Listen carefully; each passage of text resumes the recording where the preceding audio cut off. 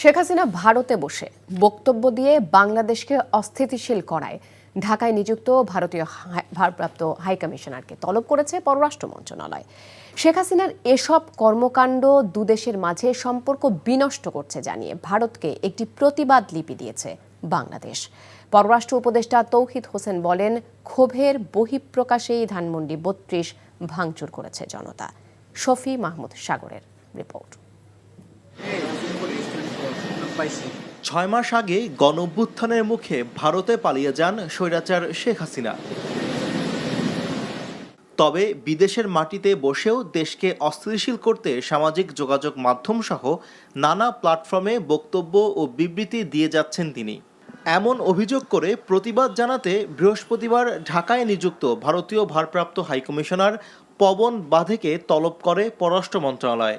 ব্রিফিংয়ে পররাষ্ট্র উপদেষ্টা বলেন, দুদেশের সম্পর্ক সমুন্নত রাখতে শেখ হাসিনাকে থামাতে ভারতকে অনুরোধ জানানো হয়েছে।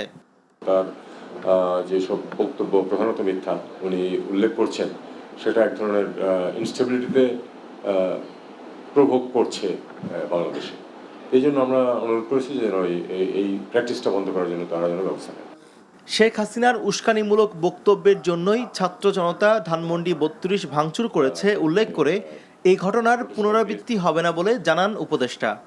তার সাম্প্রতিক বক্তব্যগুলি ছিল অত্যন্ত বেশি আক্রমণাত্মক, যে কারণে হয়তো এই ইয়াং জেনারেশনের সেন্টিমেন্টেশন শক্ত খুব বেশিভাবে লেগেছে।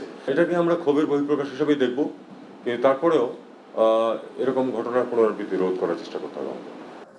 অন্তর্বর্তী সরকার গঠনের পর গত ৬ মাসে বিভিন্ন ইস্যুতে এ নিয়ে ৪ বার ঢাকায় নিযুক্ত ভারতীয় কূটনীতিকদের তলব করল পররাষ্ট্র মন্ত্রণালয়। তো এই প্রসঙ্গ দিয়ে একটা শফি মাহমুদ সাগর, এনটিভি নিউজ, ঢাকা।